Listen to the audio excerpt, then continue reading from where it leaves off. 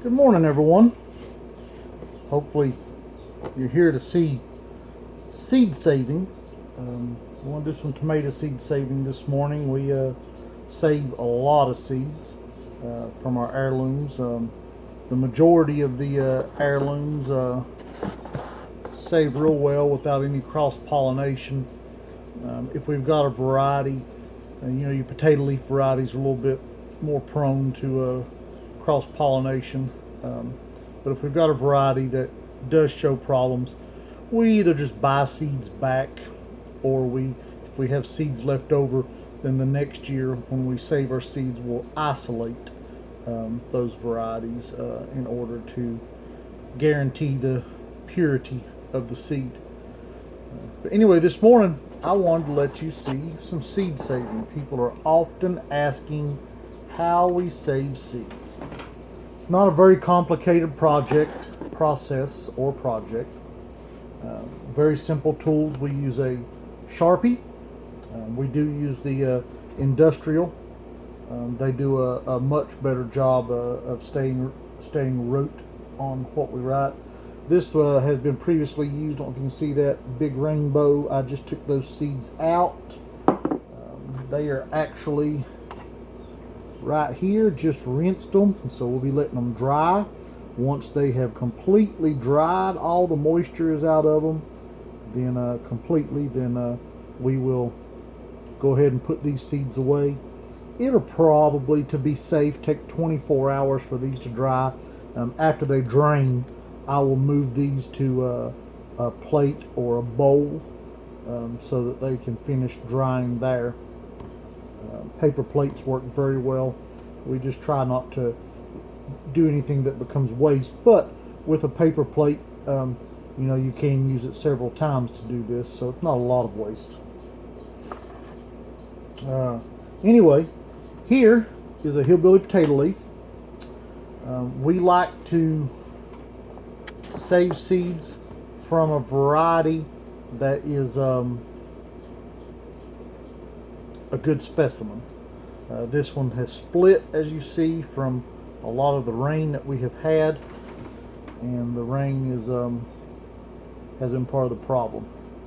We'll turn on another light over here, see if I can get a little less glare.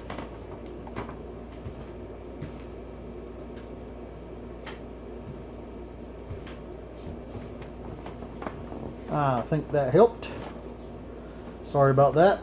Alright. You can use kitchen knife, you can use a pocket knife. I prefer to use whatever pocket knife I'm using for the day. And we will actually, you'll see my blender here, the top part anyway. We will actually, whatever's left over that's usable, we will use for pasta sauce. Works excellent. But I am going to actually cut this top part out because it's got a little bit of mold in it, and obviously I don't want mold going into my pasta sauce. And when we're going to save one, we write the name on it, so I prefer not to keep the Sharpie too. So we will just remove this little section. If there's any seeds that are usable that I remove from it, we'll save the seeds.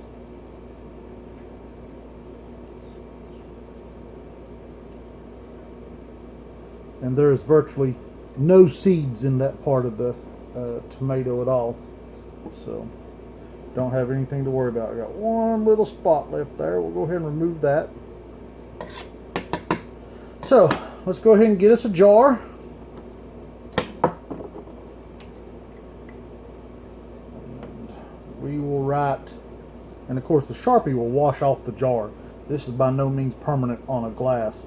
But we will write hillbilly.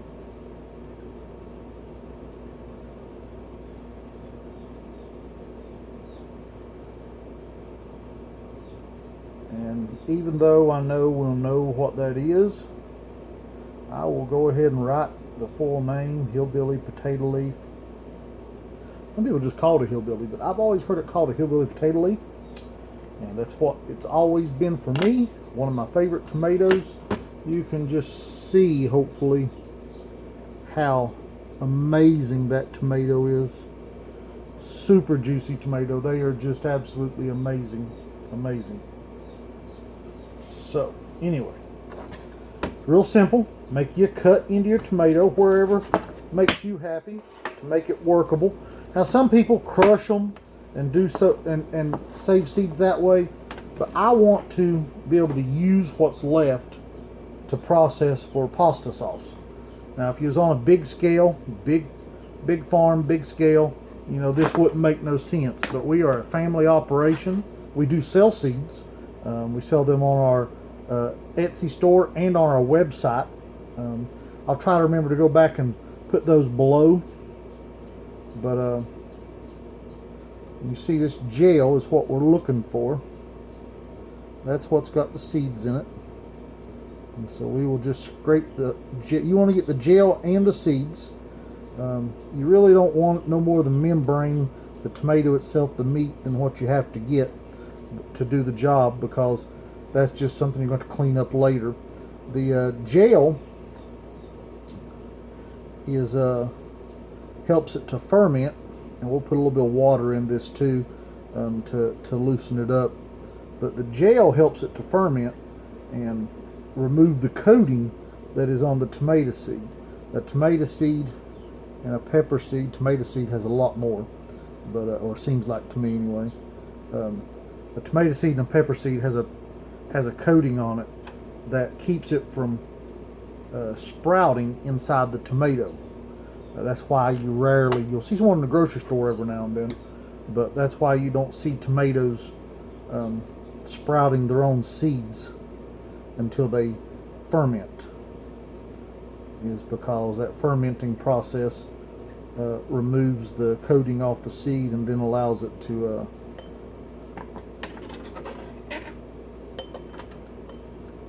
sprout. But anyway, some people don't do this. They skip this step, and you'll have poor germination almost always. I mean, you know, I'm not one much to say always or never or guarantee it, because it seems like you live long enough, things are never exactly what you expect. Sometimes things do work when they're not supposed to. Sometimes things don't work when they're supposed to. But I'm going to go right here and I'm going to peel the outside off of this. Every tomato is a little different. And see, like I said, we'll use this in our pasta sauce. Some people like a silky smooth pasta sauce. We have found that we don't mind a little bit of skin in our pasta sauce. It doesn't hurt anything. If you're a big texture freak, it might be an issue for you, but we have found that it doesn't bother us at all. And it makes the job much easier to just blend them in the blender a little bit and then cook them down. So, hillbilly potato leaf, especially when you get into a big one like that, as big a tomato as that was, there'll be a lot of seeds inside. So one tomato for your average person on a homestead or whatever will produce all the tomato seeds you need for a couple of 3 or 4, maybe even 5 or 6 years, depending upon the size of the tomato you process. If it's like this was probably about 1.5 1.25 pound tomato. I didn't weigh it. And then it depends on variety too. Some varieties have far less seeds than other varieties, and so you know you'll need more of that. But in this case, there's going to be several hundred seeds come out of this hillbilly potato leaf, and you know we'll sell these. So you know these probably we'll sell out of hillbilly potato leaf seeds, and wished we'd saved more. But like I said, we're a small operation, so we have to watch that. You can probably get a little idea here of the seeds that we've already saved. There, out of that just little bitty section of tomato, there's probably probably 100 seeds right there, 80 to 100, and we haven't even put a dent in this tomato. And like I said, all you got to do is just work it in whatever fashion's workable for you. And like I said, if you're not worried about saving the rest of the tomato, you can crush these and strain them to get the seeds. That's just never been my preferred method. So, whether you're a first-time gardener or whether you're an experienced gardener, I have found that a lot of experienced gardeners have never, ever, ever saved a seed. So, glad you're here. Glad you're watching. Hope y'all can see that very well. Let's move that camera just a little bit. Looks like we got a little bit of a glare.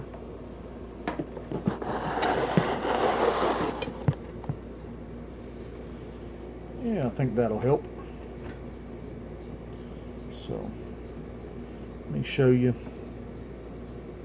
Get these few little seeds right here, and I'll cut the back of this tomato open and let you see what I'm talking about.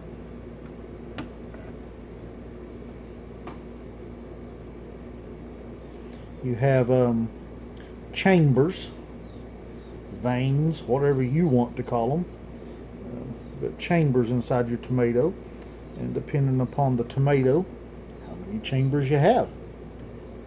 But I think you can see right here in that gel, that's the gel, and all them little dots you see are seeds, every one of them. So we will just simply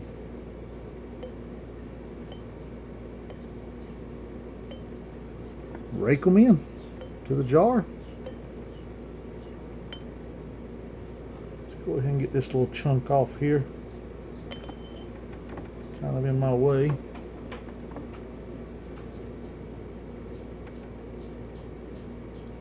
And you can do this as fast or as slow as you want. I like to do a job like this either on a rainy day or after I've been out to the garden and got nice and hot, and use this as a cool off period. I've been up working on the drip irrigation this morning. We added some cucumbers to the cucumber greenhouse, and so I needed a little more drip on it. We use a little different approach in the greenhouses. We use an emitter and a hose to go to each plant to get it precisely where we want it. And so we added four cucumber plants yesterday that I had been growing and hand watering. It was time to put them in the lineup. Actually, probably was time to put them in the lineup last week, but I didn't have time.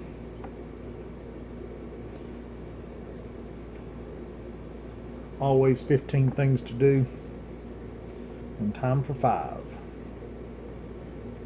Part of farming. We enjoy it. We run an automotive repair business also, and my wife currently is managing that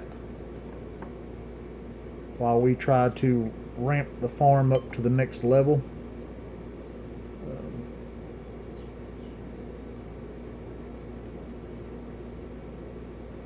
Takes a bit of work to get this place up and going. We've been working on it slowly for years, but we decided this year that we were going to step it up and take it to the next level. So we have. And with the coronavirus and the situation there, it's proved very beneficial. See here, this green, that's common in a lot of your heirlooms especially. So I don't want that in my salsa, so that won't go in my sauce. So this ain't salsa, this is sauce. That won't go in there.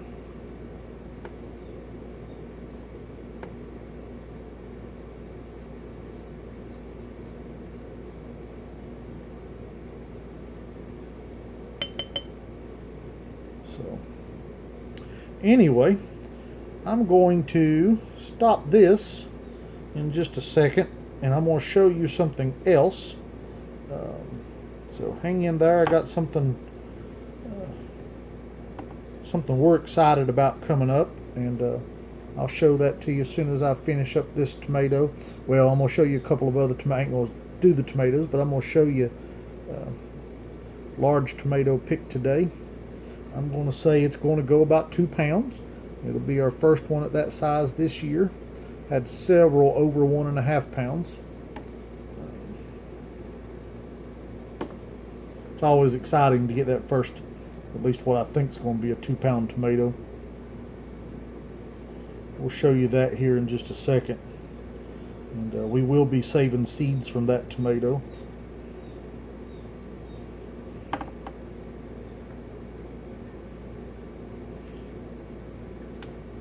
It's a variety that I have grown for years. Got seeds from a gentleman I used to go to church with years ago, before I even knew that it was a possibility to have this many types of tomatoes. I was just going to greenhouses before we had our greenhouse. I was going to greenhouses and buying whatever they had that I thought might be okay. And before I started growing this tomato, I found Cherokee Purple one time, and that was where my love affair with tomatoes really started. I found out that, you know, there was something better than Better Boys and Early Girls and all of those varieties that we was buying from small local greenhouses and big box stores and so on and so forth.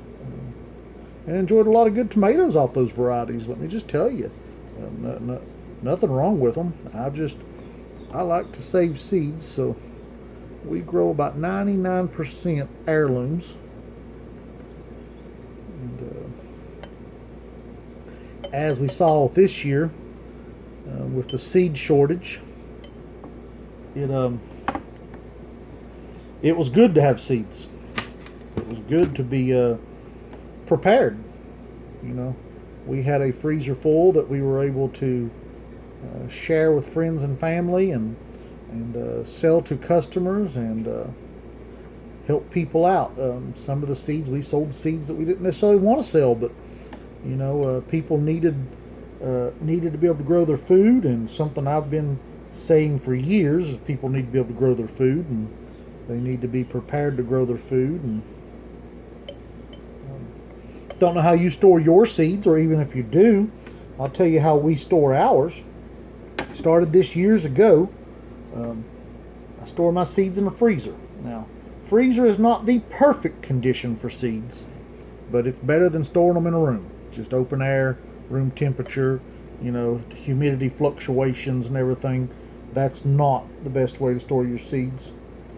It works, and you can do it, but it's not the ideal. And a freezer isn't either, but it's a little bit colder than what you would want. But it's close, and it works.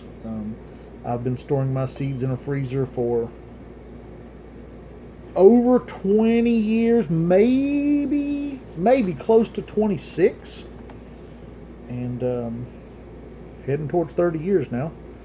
And matter of fact, the gentleman that gave me the seeds for this next tomato, now these are not the seeds he gave me. I've long since used up his and saved mine and bought more and intermingled together, and so it's not the same tomato strain that he had, but it's the same tomato. You get, I don't know if you know that, but you'll get variations from breeder to breeder because it's just like us. When I save seeds, I save the seeds from the tomato that I think looks the closest to what that tomato is supposed to be. But the next guy's attitude, or woman, their attitude as to what that tomato is supposed to look like, they might lay a preference on, let's say this hillbilly potato leaf. They might like a little bit more red in their hillbilly potato leaf. And so they may save the seeds from the varieties that have a little more red. I like on my hillbilly potato leaf for it to be a good bicolor tomato, but I also, see, this is important to me. This is the hillbilly potato leaf. You get that nice orange yellow with the bicolor that bleeds all the way through it. But I save for size. I do not want a small hillbilly potato leaf. I do not grow hillbilly potato leaves so that they will be a small tomato. I grow them so that they all break 1 pound. I'm looking for a 1.5 to 2 pound tomato for every tomato that comes off the vine on the hillbilly potato leaf. So I'm not going to save seeds from little bitty tomatoes. This Paul Robeson, so you see we got probably a groundhog we got to take care of, so that's why we're not eating this Paul Robeson. We're going to save seeds from it. But that's the appropriate size. But this Paul Robeson, if I have a hillbilly potato leaf that size, I'm going to eat it. It doesn't get seed saved from it. Of course, hopefully I get to eat a lot of the big hillbilly potato leaves too. But I'll show you a few of the varieties that we've got. Let me move my stuff out of the way here. Get me a paper towel. Usually I use a rag, but I don't have one on laying here. Wipe my hands off. Clean up my workstation a little bit. But I'll show you some of the varieties we've got that we work with. This is a mortgage lifter.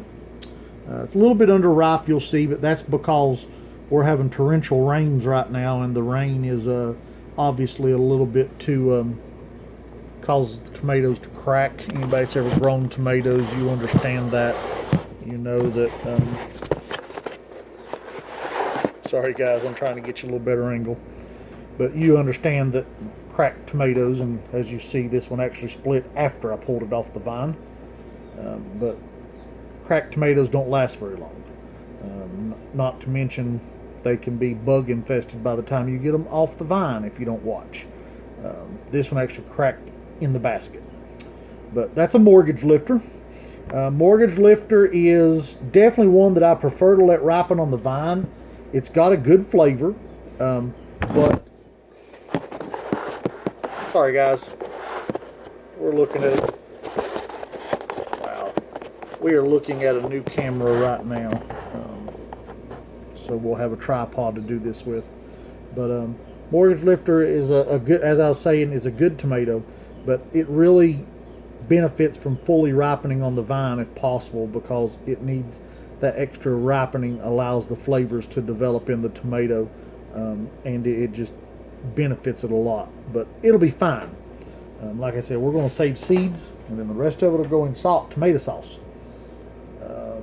This is another hillbilly potato leaf. It's a little bit green on one side. That's because I had to pick it a little early. It was already splitting, and just we're getting 2 weeks of rain, only with a few days break in between. Okay, showed you the Paul Robeson. This is a Creole. The Creole would have been a lot redder, but it needed a little more time, but I went ahead and picked it. Creole is a great canning tomato. It's just a great all-around tomato. This is a Costaluda Genovese. This one obviously was cat face, so we've had multiple blossoms fused together here. So this is, I'm going to say this is 3. Looking at this tomato, this is probably 3 blossoms that fused. The Costaluda Genovese tends to be quite a smaller tomato. I like this. I like the way this tomato looks. I like the size. Some people don't like cat facing. They don't like all that, but I do. So this is an amazing looking tomato to me.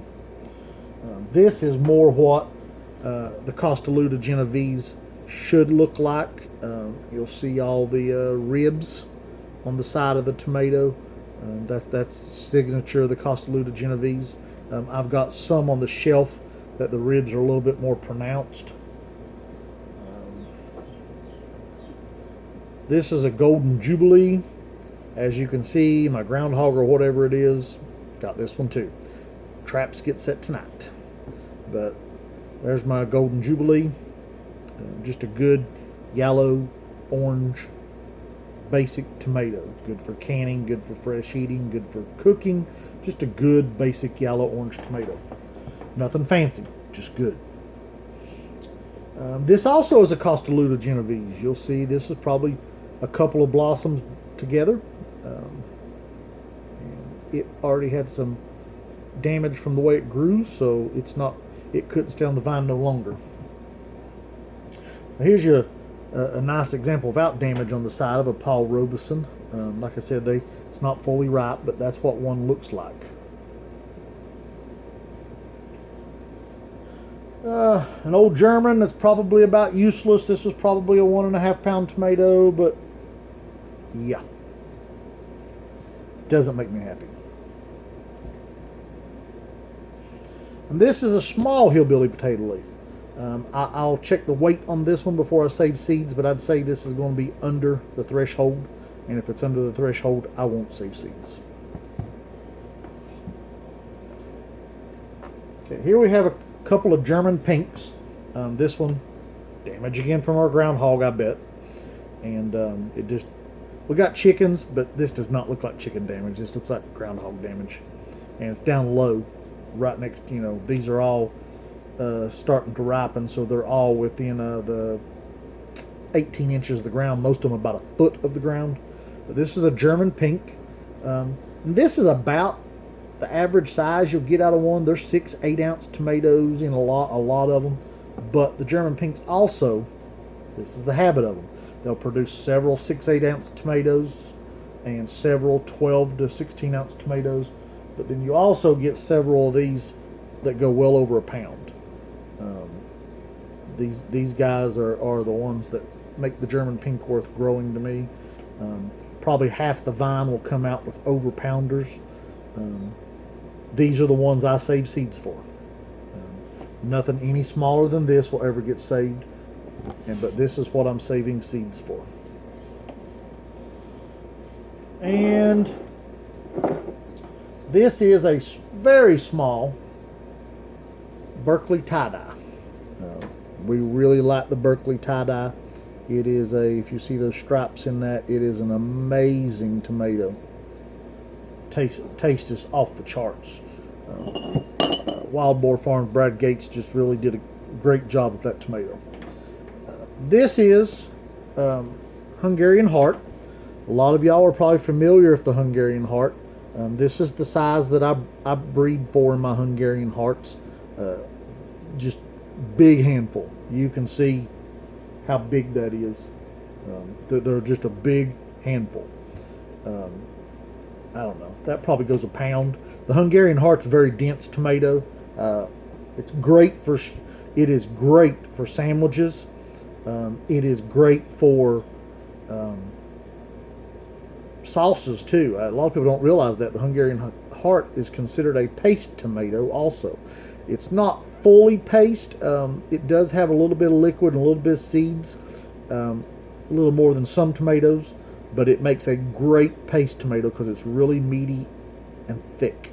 We'll come back to this in a second, and I'll actually go ahead and cut this one open so you can see the inside of it. So hang with us. Now here is, I hated to pick it, but it was down next to the ground, and my varmint had already got the tomato next to it, so this one wouldn't have made it through the night. But this is an orange ox heart. Now, generally, orange ox hearts are probably half this size, but I always get several big ones during the year, and this is where blooms fuse. This is cat facing on this tomato. Ox heart usually has more of a heart shape to it, like that Hungarian Heart. They're a beautiful tomato, but when they fuse like this, they make a absolutely amazing looking tomato. This guy's big. He's big. I haven't weighed him, but he's got some heft to him. You can see way more than a handful. He does not fit in my hand at all. Or she. He or she. Okay, well, let's cut this Hungarian heart. I want y'all, anybody that hasn't ever grown it, you can see the inside of this Hungarian heart. Like I said, I've grown the Hungarian heart and the orange ox heart for years. The hillbilly potato leaf, big rainbow, German pink. I've grown all of them for years. They're just amazing tomatoes. We grow about 130 varieties of tomatoes now. It was 120. We added around 12 varieties this year. Hopefully you can see that very well. That is how meaty a Hungarian heart is. Now you can see why that would be good on a bologna sandwich, on a BLT, or why it also works so well as a paste tomato for your pasta sauce. It's just amazing, amazing, amazing, amazing. I can't say enough good things about it. Well, I tell you what, if you guys want to hang with me here just a second, we will walk over here and we will weigh this tomato. You'll get to see it with me. Maybe it goes 2 pounds. Maybe it goes 1.5 pounds. We'll find out. I'm thinking 1 3/4. So I'm gonna turn the light on the scale, so we'll be able to see together. So. Oh, look at that! Can you see it? I don't think the glare's gonna let it. 1.99 pounds. So close. I still haven't broke 2 pounds this year. Well, there's more on the vine. But anyway, I hope y'all have enjoyed this video. And I will show you here. A lot of these ain't labeled, so I won't know what they are. This big one here is an Amana orange. If I can get it out of there, give me just a second. I want to move a tomato to get a tomato.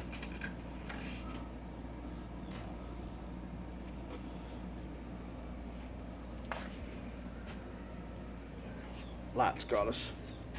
There we go. Amana orange. This is our favorite orange tomato, and right behind that would be a pineapple. We're going to weigh this Amana orange, since we're talking about big tomatoes. It's going to probably go about 1 3/4 pounds. It's big, but it ain't that big.